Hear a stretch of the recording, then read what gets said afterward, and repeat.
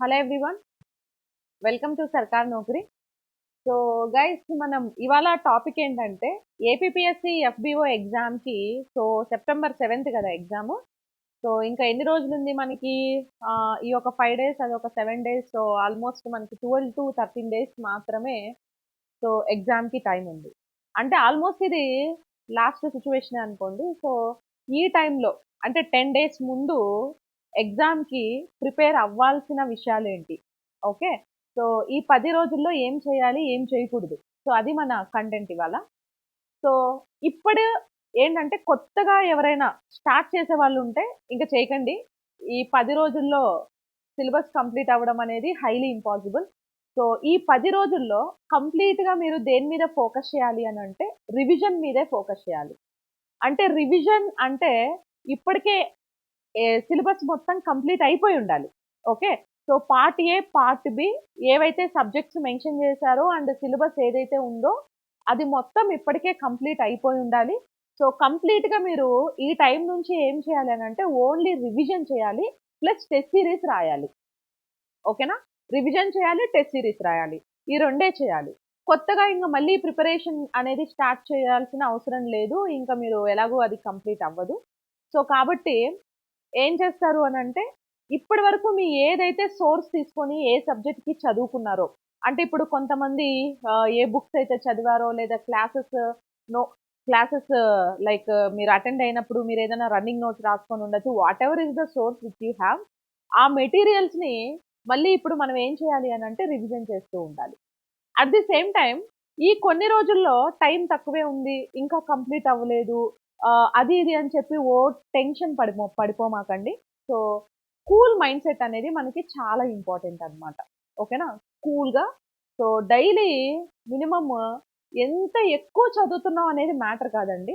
So తక్కువ చదివినా కూడా ఎంత ఫోకస్‌గా చదువుతున్నాం, ఎంత కాన్సంట్రేట్ చేస్తున్నాం అనేది మనకి ఇక్కడ చాలా ఇంపార్టెంట్. ఓకేనా? So mind set is very very most important. So ఇప్పుడు చాలామంది టైమ్ టేబుల్ వేసుకుంటారు. కానీ ఆ టైమ్ టేబుల్‌ని ఫాలో అవ్వరు. ఓకే. ఫస్ట్ ఫెయిల్యూర్ ఇక్కడి నుంచే మొదలైతది. అంటే మనం ఏదైనా ఈరోజు ఈ పని చేయాలి అని మనం ఫిక్స్ అయితే కంపల్సరీ నైట్ పడుకునే లోపు ఆ రోజు ఆ పని చేసి మనం కంప్లీట్ చేసి పడుకోవాలి. లేకపోతే పోస్ట్‌పోన్ చేయకూడదు. దీన్నే లేజినెస్ అని పిలుస్తారు. ఓకేనా? సోమరితనం. సో లేజినెస్ చాలా మందికి ఉంటది. టైమ్ టేబుల్ రేపటి నుంచి ఫాలో అవుదాంలే, ఇలాంటి మైండ్ సెట్. అరే బాబు టైంకి అన్నం తినరా అనంటే, ఇంకొక గంట ఆగి తిందాంలే అని చెప్పి ఫోన్ చేసుకుంటూ ఉంటారు. లేదా ఇంట్లో పేరెంట్స్ ఏదైనా వర్క్ ఏదైనా చెప్పారనుకో, ఇంకొక గంట ఆగి చేద్దాంలే, రేపు చేద్దాంలే అనే మైండ్ సెట్. దీన్నే లేజినెస్ అని అంటారు. బాడీలో యాక్టివ్ స్కిల్స్ ఎంత ఎక్కువ ఉంటే, యాక్టివ్‌నెస్ ఎంత ఎక్కువ ఉంటే మైండ్ కూడా అంత యాక్టివ్‌గా ఉంటది. ఓకేనా? ఇంకా మైండ్ గురించి వస్తే, ఇప్పుడు మన బాడీలో జరిగే ప్రతి విషయానికి, మీ థాట్స్‌కి, మీరు చేసే యాక్టివిటీస్‌కి, ప్రతి దానికి రీజన్ ఏంటి అనంటే మీ మైండే. ఓకేనా? So, able to control your mind actually.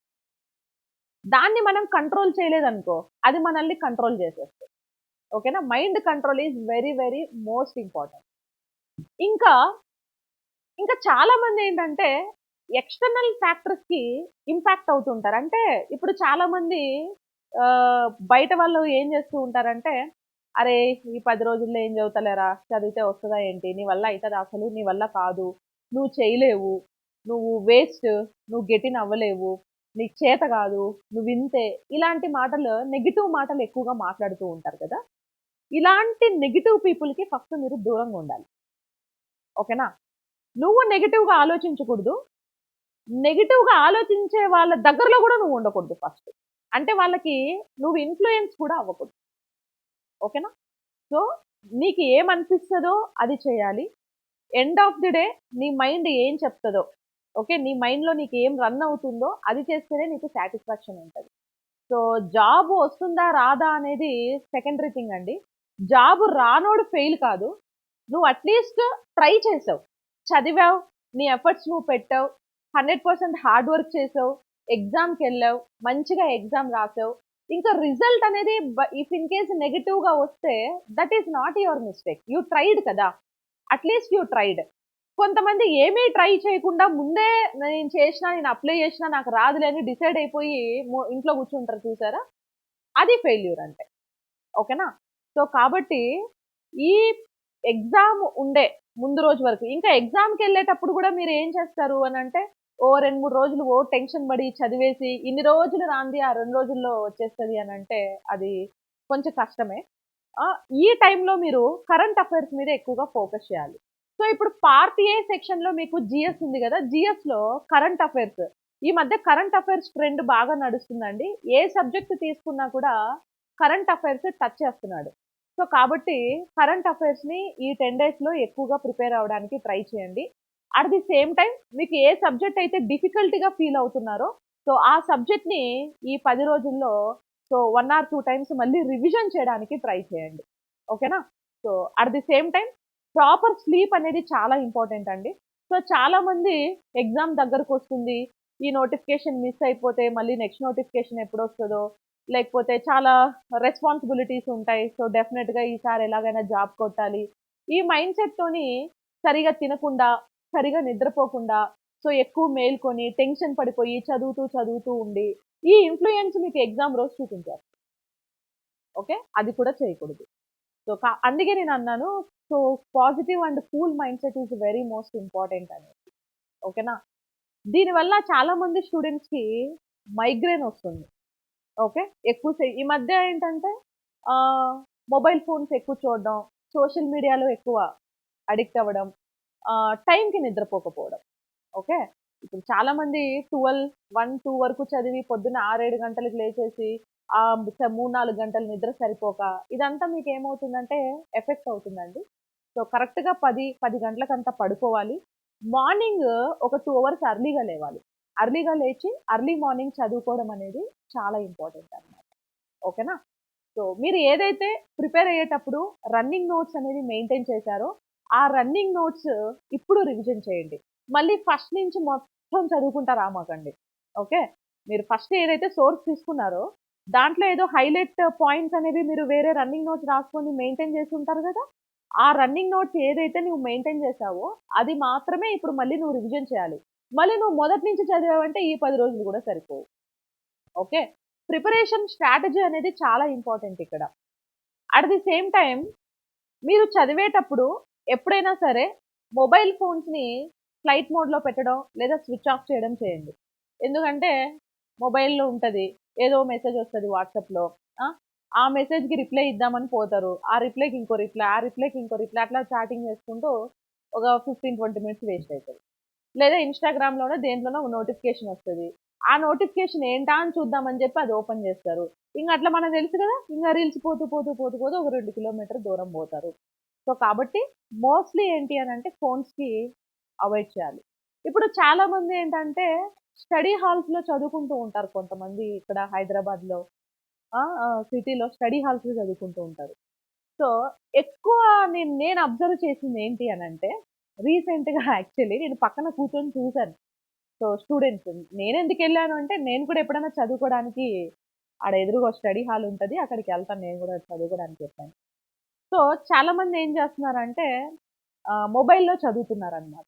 ఇప్పుడు ఫర్ ఎగ్జాంపుల్ అండి. ఇప్పుడు మీరు నా క్లాసే మొబైల్‌లో చూస్తున్నారనుకోండి. లేదా ఈ ఈ వీడియోనే మీరు మొబైల్‌లో వింటున్నారనుకోండి.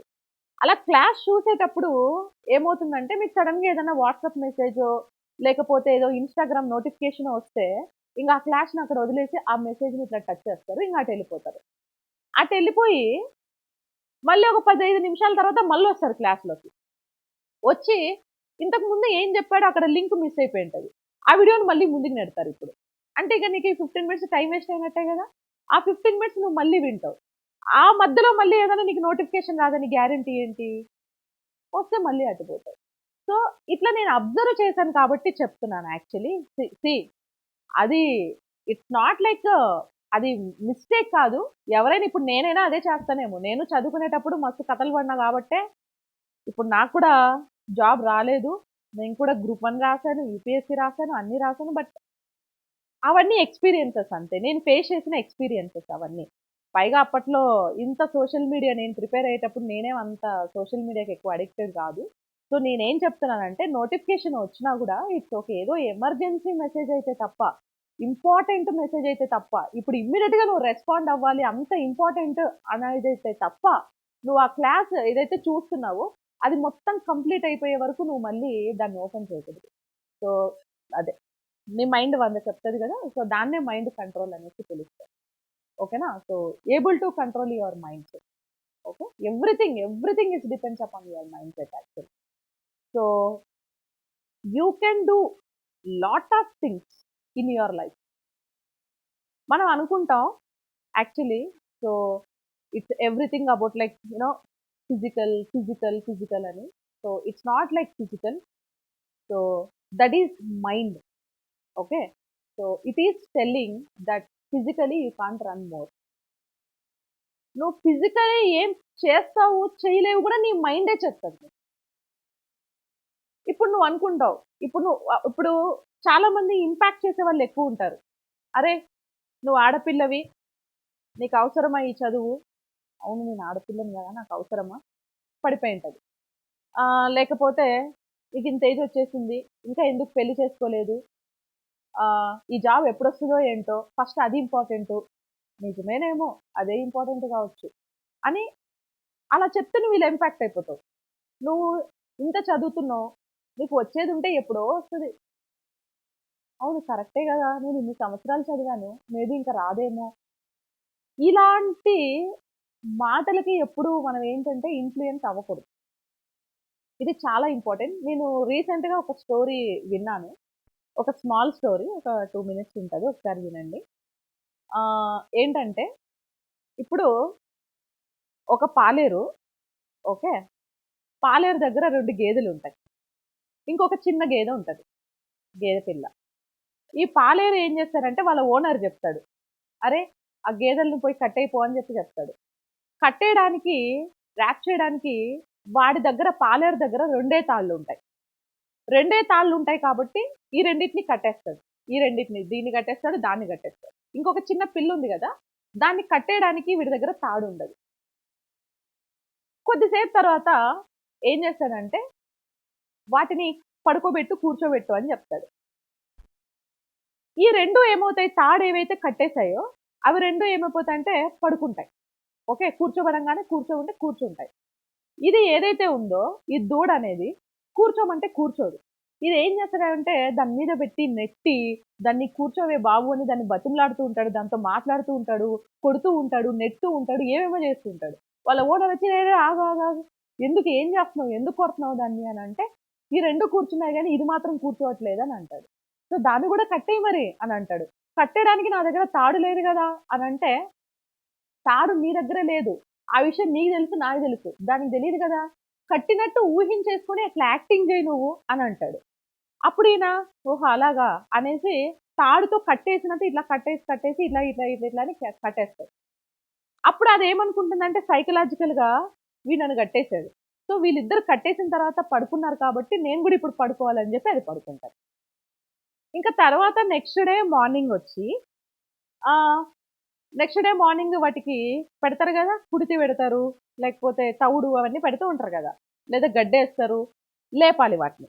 ఇవి 2 ఏమో లేస్తాయి. ఓకేనా, 2 లేస్తాయి. ఈ 2 లేవక ముందు వీడు ఏం చేస్తాడంటే వచ్చి ఈ రెండింటికి తాళ్ళు ఇప్పుతాడు. తాళ్ళు ఇప్పంగానే ఏం చేస్తాయంటే ఇవి లేచి కూర్చుంటాయి. దీన్ని లేవమంటే అది లేవదు. ఎంతసేపు లేపినా లేవనే లేవదు. ఇలా పట్టి దాని బాడీ పట్టి గుంజుతూ ఉంటాడనమాట.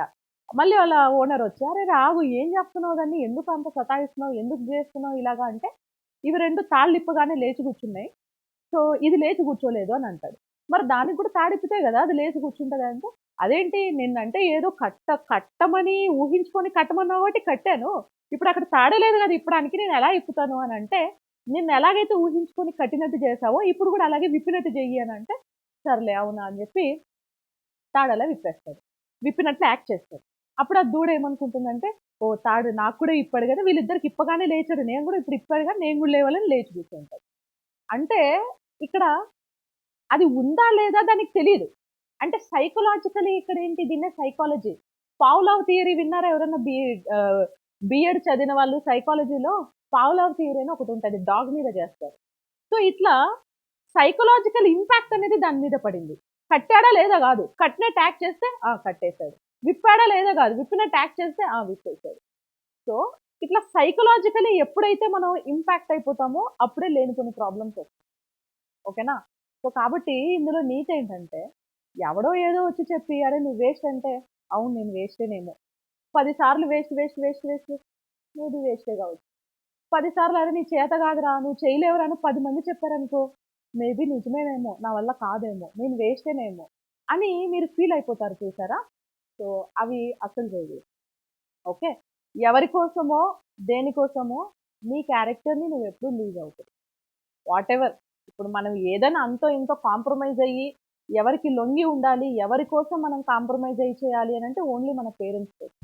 అంతేగాని ఇంకెవరో నీ ఫ్రెండ్ వచ్చి నీ లైఫ్ స్టైల్ చేంజ్ చేసుకో, లేకపోతే నీ గర్ల్ ఫ్రెండ్ వచ్చి, నీ బాయ్ ఫ్రెండ్ వచ్చి, నువ్వు ఇలా ఉండడం నాకు నచ్చట్లేదు, నువ్వు ఇలాగే ఉండాలి, నాకు నచ్చినట్టే ఉండాలి, నువ్వు ఆడుతూ తిరగడం నాకు నచ్చలేదు, నువ్వు వీడితో మాట్లాడడం నీకు నచ్చలేదు.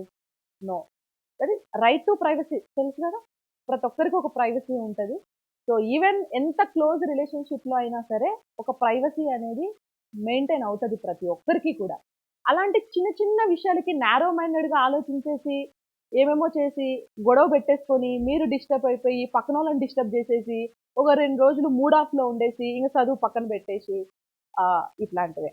ఇయన్నీ తగ్గించుకుంటే చాలా మంచిది. ఓకే? ఇట్లాంటి యాక్టివిటీస్ ఉండొద్దు. ఉండొద్దు అనంటే లైఫ్‌లో చాలా లిమిట్ రిలేషన్స్ ఉండాలి. ఓకే? అబ్దుల్ కలాం సార్ ఎప్పుడూ ఒకటి చెప్తూ ఉంటారు. మనం తక్కువ మాట్లాడాలి, ఎక్కువ నేర్చుకోవాలి. తక్కువ మాట్లాడాలి, ఎక్కువ అబ్జర్వ్ చేయాలి. నువ్వు ఎంత తక్కువ మాట్లాడితే నీకంత తక్కువ రిలేషన్స్ ఉంటారు. నీకెంత తక్కువ రిలేషన్స్ ఉంటే నువ్వు అంత లైక్ నీకు ఇండివిడ్యువాలిటీ ఎక్కువుంటది. నీకు ఫ్రీడమ్ ఉంటది. నీకొక స్పేస్ ఉంటది. ఆ స్పేస్‌లో నువ్వు అనుకున్నది నువ్వు చేయగలుగుతావు. ఓకేనా? లేకపోతే అందరు నీ స్పేస్‌లోకొచ్చి నువ్వు అనుకున్నది ఆళ్ళు చేసేసి వెళ్ళిపోతారు. అప్పుడు నీకు సాటిస్ఫాక్షన్ ఉండదనమాట లైఫ్‌లోని. సో, కాబట్టి లిమిట్ సర్కిల్ ఎప్పుడైనా మెయింటైన్ చేయాలి. ఎక్కువ మాట్లాడే కొద్దీ క్వెషన్స్ ఎక్కువ రైజ్ అయితాయి. కొన్ని క్వెషన్స్‌కి మన దగ్గర ఆన్సర్ ఉంటది. కొన్నిటికి ఉండదు. లేని వాటికి ఏదో ఒకటి చెప్దామని ఏదో ఒకటి చెప్పి కవర్ చేసేసి, దాన్ని కప్పిపుచ్చుకోవడానికి ఇంకో అబద్ధం చెప్పి, దాన్ని కవర్ చేసి ఇయన్నీ అవసరం లేదు యాక్చువల్లీ. ఇదంతా వేస్ట్ ఆఫ్ ముచ్చట్లు ఇయన్నీ గూడా. ఓకే? ఇట్లా మీరు టైమ్ వాల్యుబుల్, ఎంత వాల్యుబుల్ అంటే టైమ్ వాల్యూ ఎవరికైతే తెలుస్తదో, ఎవరైతే టైమ్‌ని ఫాలో అవుతూ ఉంటారో, ఇంకా ఆల్‌మోస్ట్ వాళ్ళు లైఫ్‌లో సక్సెస్ అయిపోయినట్టే. ఆల్‌మోస్ట్ ఇంకా సక్సెస్‌కి దగ్గరొచ్చేసినట్టే. Time is very, very, very, very most important. ఓకేనా? సో, కాబట్టి ఈ 10 రోజులు ప్రాపర్ షెడ్యూల్ వేసుకోండి. ప్రాపర్ టైమ్ టేబుల్ ప్రిపేర్ చేసుకోండి. ఎవరైతే సీరియస్ యాస్పిరెంట్స్ ఉన్నారో ఇక్కడ డిఫరెంట్ టైప్ ఆఫ్ యాస్పిరెంట్స్ ఉంటారండి. To be frank. కొంతమంది సీరియస్ యాస్పిరెంట్స్ ఉంటారు. కొంతమంది ఎవరో ఫ్యామిలీ ఇన్‌ఫ్లూయెన్స్ వల్ల వచ్చిన వాళ్ళు ఉంటారు. సో, కొంతమంది జాబ్ చేస్తూ ఇది కూడా ట్రై చేద్దాంలే, గవర్నమెంట్ జాబ్ గదా! సేఫ్ అండ్ సెక్యూర్ ఉంటది, బావుంటదని టైమ్ పాస్‌కి అప్లై చేసేవాళ్ళు ఉంటారు. వాళ్ళందరూ మీకు కాంపిటీషన్ కానే కాదు. ఓకే? వాళ్ళందరూ కాదు మీకు కాంపిటీషన్. ఒక ఒక్క ఒక్క పోస్ట్‌కి ఒక పోస్ట్‌కి ఎంతమంది కాంపిటీషన్? ఇప్పుడు ఒక పోస్ట్‌కి ఒక 100 అప్లికేషన్స్ వచ్చాయని అనుకుందాం ఫర్ ఎగ్జాంపుల్. ఈ 100లో ఈ 100లో 70% స్క్రాపేనే. అస్సలు కాంపిటీషన్ కాదు. ఈ మిగతా 30% ఎవరైతే ఉన్నారో, అంటే ఒక పోస్ట్‌కి 30 మందే రియల్ కాంపిటీషన్. ఈ 30 మందిలో మెయిన్స్‌కి ఒక 10 మందిని తీసుకోండి. మెయిన్స్‌లో ఈ 10 మంది మీకు కాంపిటీషన్. ఒకవేళ ఇంటర్వ్యూ ఉంటే మళ్ళీ 1:1 లేదా 1:2 ఇంటర్వ్యూ. ఓకేనా? సో, కాబట్టి అప్లై చేసిన వాళ్ళందరూ నీకు కాంపిటీషన్ అస్సలు కాదు. నీకు కాంపిటీషన్ చాలా తక్కువ. 30% కాంపిటీషన్ ఉంటది అంతే నీకు. ఓకే? అప్లై చేయడానికి ఏముంది, అందరూ చేసేస్తారు, అప్లై చేసేస్తారు. సో, కాబట్టి క్వెషన్స్ గూడా ఏపీపీఎస్‌సి అండ్ స్టేట్ ఎగ్జామ్స్‌లో క్వెషన్స్ ప్యాటర్న్ గూడా చేంజ్ అయింది. ముందులాగా కాదు. ఇప్పుడు క్వెషన్ స్టైల్ గూడా మారింది. చాలా కాన్సెప్ట్ ఓరియెంటెడ్‌గా చాలా డెప్త్ క్వెషన్స్ అడుగుతున్నాడు కాబట్టి based on that me preparation strategy అనేది ఉండాలి. ఓకేనా? నేను ఎప్పుడు ప్రతిరోజు చెప్పే సోది అనుకోకండి. మైండ్‌సెట్ అనేది చాలా ఇంపార్టెంట్ అండి. మీరు ఎంత చదివినా కూడా పాజిటివ్ మైండ్‌సెట్ చాలా చాలా చాలా చాలా చాలా ఇంపార్టెంట్. అది మాత్రం నెగ్లెక్ట్ చేయొద్దు. దేనికి పడితే దానికి అట్రాక్ట్ అవ్వద్దు. ఎవరికి పడితే వాళ్ళకి అట్రాక్ట్ అవ్వద్దు. డీవియేషన్స్, డిస్ట్రాక్షన్స్ అన్నీ కూడా కంట్రోల్ చేసుకోవాలి. ఈ ఏజ్‌లో కామన్‌గా అందరికీ ఉండేదే ఐ నో. బట్ కంట్రోల్ చేసుకోవాలి. ఎమోషన్స్‌ని కంట్రోల్ చేసుకోవాలి. డీవియేషన్స్‌ని కంట్రోల్ చేసుకోవాలి. డిస్ట్రాక్షన్స్‌ని అవాయిడ్ చేయాలి. ఓకేనా? మనం దేనికి అట్రాక్ట్ అవ్వద్దు. ఒక మనిషికి అట్రాక్ట్ అవ్వకూడదు. ఓకే. ఏమీ తెలియకు ఇప్పుడు మనం అట్రాక్ట్ అవుతుంటాం. It's a common thing. ప్రాక్టికల్‌గా మాట్లాడాలంటే ఒక అబ్బాయి ఒక అమ్మాయికి అట్రాక్ట్ అవుతది. ఒక అమ్మాయి ఒక అబ్బాయికి అట్రాక్ట్ అవుతాడు. అది అట్రాక్షనో లేకపోతే మీరు ఇంకేదేదో ఊహించేసుకోమాకండి. ఇట్స్ లవ్ అనేది అదొక పెద్ద పెద్ద ఫీలింగ్ అది. అదొక పెద్ద వర్డ్ యాక్చువల్లీ. అంత మెచ్యూరిటీ నన్నడిగితే మీలో 99% ఉండదు. ఆ మెచ్యూరిటీ ఏజ్ వచ్చేసరికి మీకు పెళ్ళిళ్ళు అయిపోయింటాయి. పిల్లలు కూడా పుట్టుతారు. ఓకేనా? సో, కాబట్టి లైక్ ఎక్స్‌టర్నల్ అపియరెన్స్‌కి ఎప్పుడు అట్రాక్ట్ అవ్వద్దు. హెయిర్ స్టైల్ బావుంది, సిక్స్ ప్యాక్ ఉంది, లేకపోతే చూడ్డానికి మ్యాన్లీగా ఉన్నారు, చూడ్డానికి బ్యూటిఫుల్‌గా ఉన్నారు. ఇవన్నీ వీటి వల్లేనండి. మోస్ట్‌లీ 80% ప్రాబ్లమ్స్ ఇవే. ఈ ప్రపంచంలో అందరికీ ఏంటంటే ఆహ్, 80% ఫినాన్షియల్ ప్రాబ్లమ్స్ ఉంటాయి. 20% ఎమోషనల్ ప్రాబ్లమ్స్. ఓకే. తెలిసిన ఒక సార్ చెప్పారు. 80% ప్రాబ్లమ్స్‌కి సొల్యూషన్ మనీ. 20% ప్రాబ్లమ్స్‌కి సొల్యూషన్ ఏంటంటే ఆళ్ళకి పీస్ ఆఫ్ మైండ్ ఉండదు. అంటే ఎమోషన్సే ప్రాబ్లమ్. వాళ్ళకుండే ఎమోషన్సే వాళ్ళకి ప్రాబ్లమ్. నా లెక్క. ఓకే. అలా ఎమోషన్సే. ఈళ్ళకి డబ్బులున్నా లేకపోయినా పెద్ద ఫీలేం అవ్వరు. ఏదో రిచ్ లైఫ్ ఉండాలి అట్లేం ఫీల్ అవ్వరు. ఏదో నచ్చినట్లు బతకాలి, నచ్చిన మనిషి లైఫ్‌లో ఉండాలి. లేకపోతే నచ్చిన మనుషులు మిస్ అయిపోతే బాధపడిపోవడం. ఇలాంటి బ్యాచ్ కొంతమందుంటారు. ఎమోషనల్లీ వీక్‌గా ఉంటారు కొంతమంది. ఓ 20% ఉంటారు అంతే ఈళ్ళు. మిగతా 80% ప్రాబ్లమ్స్‌కి సొల్యూషన్ మనీ నన్నడిగితే. సో, ఎమోషన్స్ అనేవి చాలా ఇంపార్టెంట్. బట్ మరీ ఎక్కువ ఎక్స్‌ట్రీమ్ ఎమోషన్స్ పెట్టుకున్నారనుకోండి, ఇక లైఫ్ పోయినట్టే. ఒక certain emotions is okay for maintaining healthy relationship. Okay. So, కాబట్టి మీకర్థమైపోతుంది. ఆ స్టేట్ ఆఫ్ మెచ్యూరిటీ మీకుండాలి. మనం ఏ స్టేజ్‌లో ఉన్నాం, అన్నెసెసరీ థాట్స్ మన మైండ్‌లో రోజు మార్నింగ్ నుంచి పడుకునే వరకు ఏవేవో థాట్స్ వస్తూ ఉంటాయి. వీటిలో నెసెసరీ థాట్స్ ఏవి, అన్నెసెసరీ థాట్స్ ఏవి, వేటి మీద అనవసరంగా టైం వేస్ట్ చేస్తున్నాం, వేటి మీద టైమ్ మనం ఇన్వెస్ట్ చేయాలి. ఇవన్నీ మీకు తెలియాలి ఆటోమేటిక్‌గా. ఎందుకంటే మీ మైండ్‌లో ఏం రన్ అవుతుందో, మీరు ఏమెక్కువ ఆలోచిస్తున్నారో, దేని గురించి ఎక్కువ ఆలోచిస్తున్నారో, జాబ్ గురించి ఆలోచిస్తున్నారా? చదువు గురించా? ఫ్యామిలీ గురించా? లేకపోతే మనీ గురించా? లేకపోతే మీ లైఫ్ పార్ట్నర్ గురించా? లేకపోతే మీ గర్ల్ ఫ్రెండ్ గురించా? మీ బాయ్ ఫ్రెండ్ గురించా? మీ ఫ్రెండ్ గురించా? అది పక్కనోళ్ళ కంటే నీకే తెలుస్తది గదా! నీ మైండ్ సెట్ ఏంటో నీకే తెలుస్తది గదా! సో, దాన్ని నువ్వు స్టడీ చేయాలి. స్టడీ చేసి ఇందులో స్క్రాప్ ఏది? యూజ్‌ఫుల్ ఇన్ఫర్మేషన్ ఏది? నేను దేనికోసం ఎక్కువ ఆలోచిస్తున్నాను. అది అనవసరం, అది వేస్ట్. దీనివల్ల నా లైఫ్ సెటిల్‌మెంట్‌కి, నా గోల్‌కి, నా ఎయిమ్‌కి ఏం యూజ్ లేదు అన్నప్పుడు ఇంక దాన్నక్కడ నెట్టేయాలి అంతే. ఇక మళ్ళీ ఆ మ్యాటర్ గురించి నెక్స్ట్ డే నుంచి ఆలోచించకూడదు. దాని గురించి డీప్ థింకింగ్ చేయకూడదు. ఓకే. ఇలా ఉంటేనే మీ గోల్‌ని మీరు రీచ్ అవుతారు. లేకపోతే మధ్యలో ఆగిపోవాల్సిన సిట్యుయేషన్ వస్తుంది. ఓకే. ఇప్పుడు చాలా మందికి గోల్ ఉంటది. కొంతమంది గోల్‌ని రీచ్ అవ్వాలంటే ఏవో ప్రాబ్లమ్స్ మేబీ ఫినాన్షియల్ సపోర్ట్ ఉండదో, పేరెంట్స్ సపోర్ట్ ఉండదో, కొంతమంది ఏదో మధ్యలో నేను చెప్పిన ఇవన్నిటికి అట్రాక్ట్ అయిపోయి, డీవియేట్ అయిపోయి మధ్యలో ఆగిపోవడమో, లేదా ఏదో ఇంట్లో ఫోర్స్ చేసి కొంతమంది అమ్మాయిలకి పెళ్లిళ్లు చేసి పంపించేస్తారు. సో, పెళ్లి చేసుకొని ఎళ్ళిపోతారు. ఇలాంటి కారణాలు. ఇంకా కొంతమంది ఏం జరిగినా, ఏమైనా వాళ్ళ గోల్‌ని వాళ్ళు రీచ్ అయ్యే వరకు ఒప్పుకోరు. మొండిగా ఉంటారు. అలా ఉండమని నేను చెప్తున్నాను. అప్పుడే లైఫ్‌లో సాటిస్ఫాక్షన్. బ్రతికేడు ఎవడైనా బతుకుతాడు. ఎలాగైనా బతికేయచ్చు. మనము బతుకుతాం. ఆ కుక్క బతుకుతది. అక్కడున్న ఒక పంది బతుకుతది. అక్కడున్న ఒక కోడి బతుకుతది. ఒక పక్షి బతుకుతది. బతికేది అందరూ బతుకుతారు. But meaningful life is very most important. ఓకేనా? సో, ఇవన్నీ మైండ్‌లో పెట్టుకుంటే ఇవన్నీ అసలు ఈ చదువుకి వీటన్నిటికి రిలేషన్ ఏంటి అంటే రిలేషన్ చాలా ఉంది. ఓకే. ఎంతసేపు ఏం చదవాలి? ఎంతసేపు చదివేయాలి? ఏ బుక్ చదివేయాలి? ఎలా చదివేయాలి? ఏం టెస్ట్ సిరీస్ రాసేయాలి, ఎలా చూసే ఇదే కాదు. నువ్వు మైండ్‌లో ఏమేమో పెట్టుకొని, ఏమేమో డీవియేషన్ పెట్టుకొని నువ్వు ఏం చేసినా నీ మైండ్‌లో 20% ఎక్కుతది. ఇప్పుడు నీ మైండ్‌లో స్పేస్ ఉంటది గదా! ప్రతి ఒక్కరికి మైండ్‌లో స్పేస్ ఉంటది. నర్వస్ సిస్టమ్ చెప్పేటప్పుడు వినుంటారు మీరు. గైరీ సెల్సిస్ అనే 2 పార్ట్స్ ఉంటాయి మన బ్రెయిన్‌లో. సో, ఇప్పుడు ఇక్కడి వరకు బ్రెయిన్ ఇప్పుడు నీ నీ బ్రెయిన్ మెమరీ స్టోరేజ్ ఎంతుంటది? నీ మెమరీ ఒక 2 జీబీయో లేదా ఒక 4 జీబీ అనుకోండి ఎగ్జాంపుల్. మెమరీ అని అనుకోండి.